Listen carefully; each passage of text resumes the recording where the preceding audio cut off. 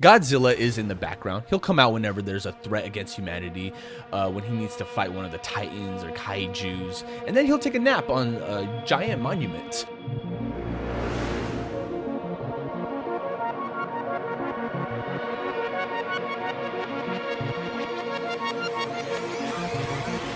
Good evening, ladies and gentlemen, and welcome back to The Critics. I am your host, Isaac Joel, as always with Agents of Fandom, and today we're going to be breaking down Godzilla x Kong: The New Empire. Jesus, I'm out of breath just saying that title. The synopsis to this film is as stated: Godzilla and the almighty Kong face a colossal threat hidden deep within the planet, challenging their very existence and the survival of the human race. That is world-ending, high stakes. How many different ways can we show them fighting? This is kind of like the Marvel DC dilemma, where they just kind of run out of ideas, or they don't know how to write good villains. So they just resort to, well, why don't we just have the monsters fight each other? Arguably, one of my favorite Godzilla films is directed by Gareth Edwards, Bryan Cranston, Aaron Taylor Johnson, even Elizabeth Olsen make an appearance in that film, and it's good writing. It seems like it's coming from a sympathetic place where they understand that the audience really cares about this material, Godzilla. Of course, that's what everybody is in the seats for. Of course, nobody cares about the human side of the story. We just want to see monsters fight, kill each other, eat each other, and call it a day.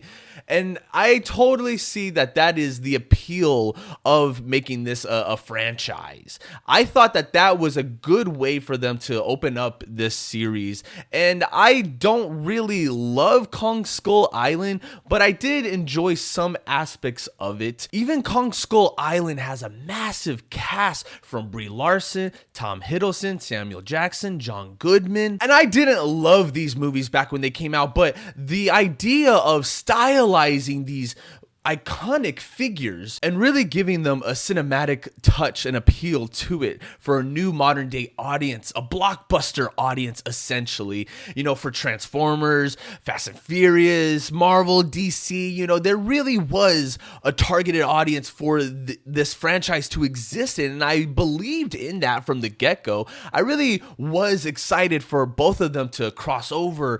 I did not love what came after those films with King of the Monsters. That was probably the last one where it had style. It had some flair to it, but the writing was just going down the drain. So what other possible reason do we have to see both of these monsters come back after fighting once before, and they both exist in their own territories? I had the opportunity to see an advanced screening of Godzilla x Kong: The New Empire. One of the worst titles I've ever heard, but let's just go with it. GXK.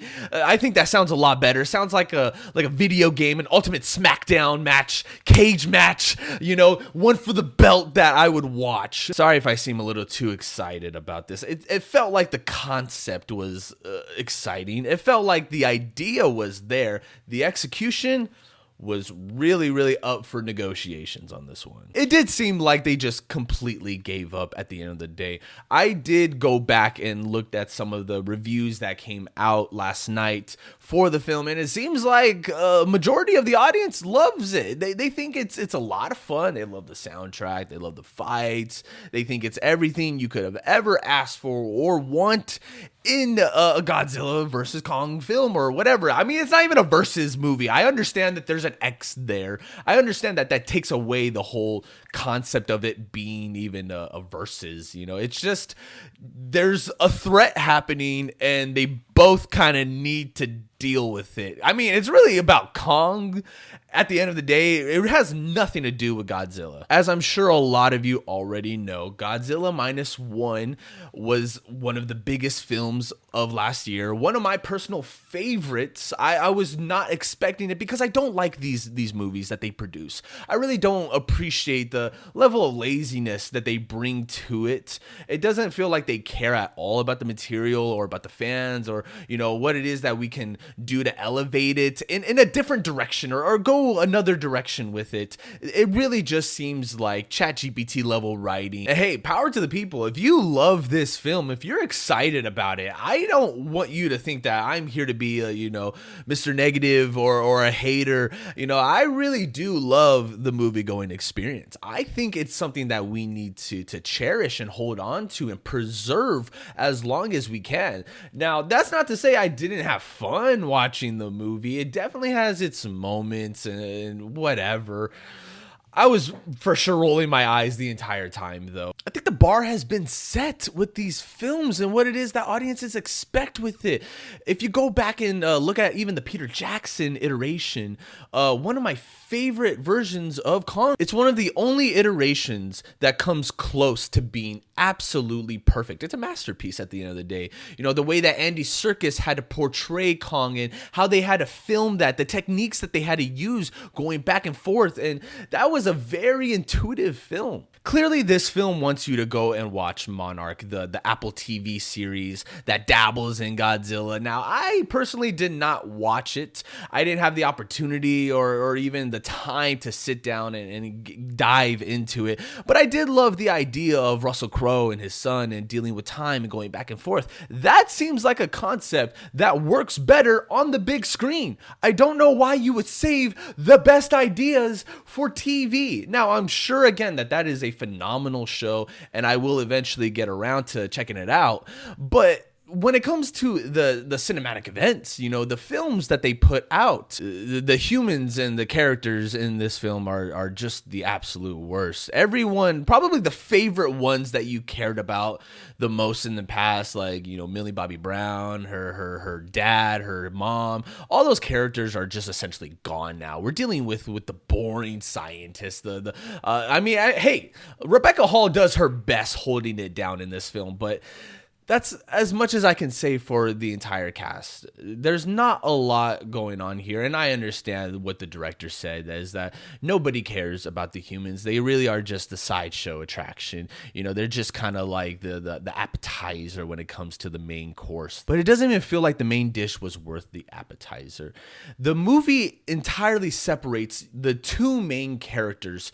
Kong is at the front of the film. It opens up with him having toothache problems, and he has to go to a dentist, and they pull it out and give him a new crown. You'd only wish that I was making this up. This sounds like a Mad Lib. This sounds like a SNL sketch. This sounds like something a YouTuber would come up with. Just why would the movie ever need to pick up at such a low place like that? Godzilla is in the background. He'll come out whenever there's a threat against humanity, when he needs to fight one of the titans or kaijus, and then he'll take a nap on a giant monument. He kind of looks like my dog when he curls up in a little ball and like lays at the end of my bed when I'm trying to sleep, and he's like bothering me. I can only imagine the people that actually live nearby, and they're like, oh my god, is Godzilla taking a nap right over there in the Coliseum? What do we do? I leave him alone. I wouldn't consider myself an expert on the history and the background of all of these different characters, but I do love great storytelling, good characters, beautiful visual effects. And when you look at something like Dune, Part 1 and Part 2, and what Denis Villeneuve has done with the science fiction genre and how that has kind of transcended the whole cinematic experience, that really leaves a staple on cinema. I guess that's kind of what it is I'm looking for and expecting out of these films. And it seems like they just want to make nonsense action kind of in the same vein as Fast and the Furious and what that series has done. Complete, utter nonsense. I'll even take it a step further and mention Avatar, Planet of the Apes. What those have done with primarily CGI characters and jumping inside their perspective and seeing the world from their point of view. I even purchased this popcorn bucket before the film for the new Empire. And I see stuff like this and I get really excited about it. I wasn't expecting Godzilla to be the biggest disappointment in the film, having nothing to do with the plot and showing up at the very very end, there was kind of this weird, strange Batman v Superman thing going on between both of them. The prime issue is centered around Kong's character, and he literally drags Godzilla into the fight with him at the very end, and it just feels unearned. I'm not certain if they're friends, if they're enemies, if they're anti-heroes, what it is they are and represent to the people of the world, if they're just kind of kaijus and titans that we are forced to live with at the end of the day. One of the new additions to the film, Baby Kong, was a little bit strange in my own personal opinion. His size is just completely massive. And so to call him and refer to him as a baby does not make any sense to me at all. He was breaking down trees and buildings, and you look at the size comparison between him, the Peter Jackson Kong, or even the Kong in this film, and they're skyscrapers. They're just too big. And I know that's always been an issue with the films in the past, is that they have just overcompensated and they're kind of stuck in this way of thinking of like, well, we already made Godzilla way too big, so we have to make Kong more big, and then we have to make all the other monsters even bigger. And so it honestly just feels like way too much is happening from the ground looking up, and I couldn't even imagine what it would be like to see all of these monsters fighting in real life. Baby Kong kind of serves as this like tour guide for Big Kong. I'm gonna now call him Big Kong and Little Kong.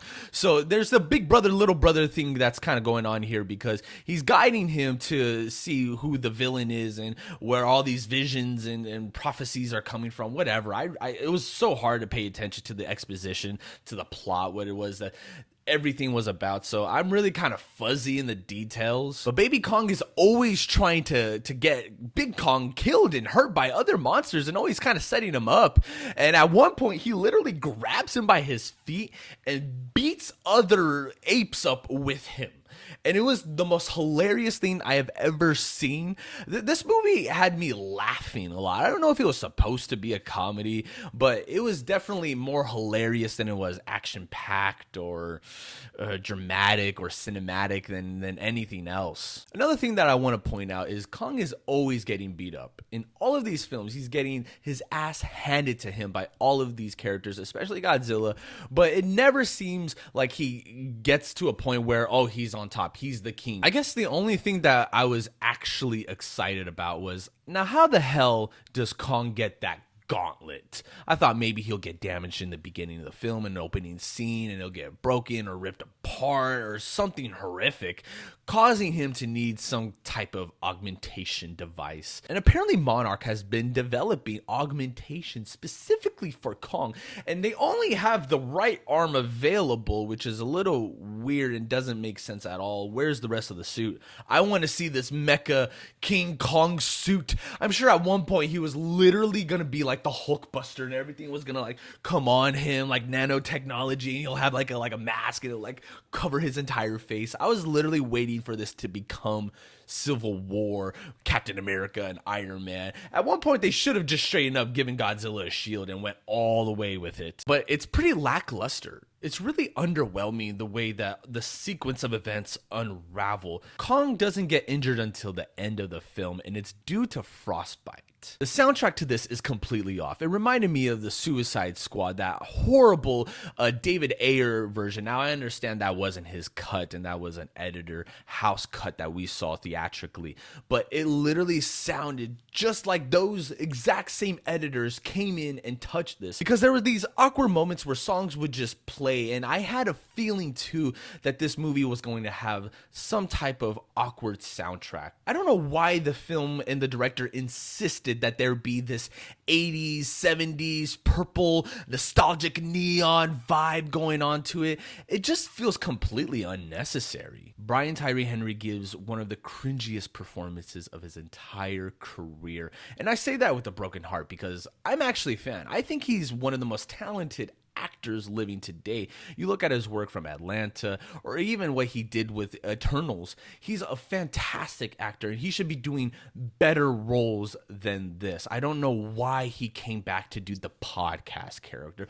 The podcast character is one of my least favorite characters. The movie is surprisingly short. At an hour and 55 minutes, it ends abruptly, like almost immediately after the final battle is done. The movie just wraps up everything, puts everyone back back where they belong and calls it a day. Everyone goes to sleep. Now, I understand that this film will appeal to 10-year-olds who want to go out and buy the figurines and play with them. But other than that, I don't know who this movie was made for at the end of the day. Was it made for Kong fans, Godzilla fans? Because it didn't satisfy any of those urges inside of me. The only good thing that came out of my experience is this popcorn bucket that I got, and I absolutely love the design. It has this kind of 3D print. I wasn't able to get the Dune popcorn bucket. They didn't sell it at the Harkins near me. I tried to go to different ones as well, different locations. I think that was only like an AMC thing, but I digress. I at least have the Godzilla X Kong popcorn bucket. Don't know what I'm gonna do with it. Probably just put it on a shelf and call it a day. But I do like the design of it. I like that it's kind of like diamond shape. I was kind of hoping the diamonds were going to have more to do with the actual plot itself. They were just running out of ideas at the end of the day. You know, what are some new characters we can introduce? What's a new color scheme we can put on Godzilla? It seems like the more vapor and special effects they put around him and colors and sparkles, they think that that's cool, and it's not. You look at films like -1, you look at Shin Godzilla and you see the potential in Planet of the Apes, Avatar, Dune, and what it is you can do to elevate these stories, the characters, the monsters, the visual effects, the colors, all of that, the soundtrack. I truly believe that there is a place and a purpose for the monster universe. But after seeing Godzilla X Kong, The New Empire, I hate saying that title. I really do. It's just such a clusterfuck of a title. I really think we need to call it a day. I think we need to bury this alive and never ever look back. And this is my opinion. I'm sure by the end of the box office weekend, it's going to make so much money. It's going to make so much bank. The audience is going to love it. The Rotten Tomato score will be high. I'm disappointed. I truly am disappointed from the bottom of my heart, because it would have been exciting to see another massive kaiju titan battle film on the big screen, you know, in the vein of Pacific Rim. But it seems like the director, the studio, they just got lazy. They just don't care. And this goes towards a lot of films that are being produced and made today, that it's just easier, and it would be a shame for them if they didn't produce these movies, because they make so much money from the merchandise from overseas. I understand from a business standpoint that they have to, that they're obligated to make these films, but it seems like it's coming at a cost of the audience, the people who actually care and want to come and be immersed inside of this world. And I just felt empty at the end of the day. I'm very curious. Do you have plans to check out Godzilla X Kong this weekend? Let me know in the comments below, or you can hit me up on social media at It's Isaac Joel, and we could talk all day about it. Let me know if you loved the film or if you hated it. As always, I have been your host, Isaac Joel with The Critics. I'll catch you next time.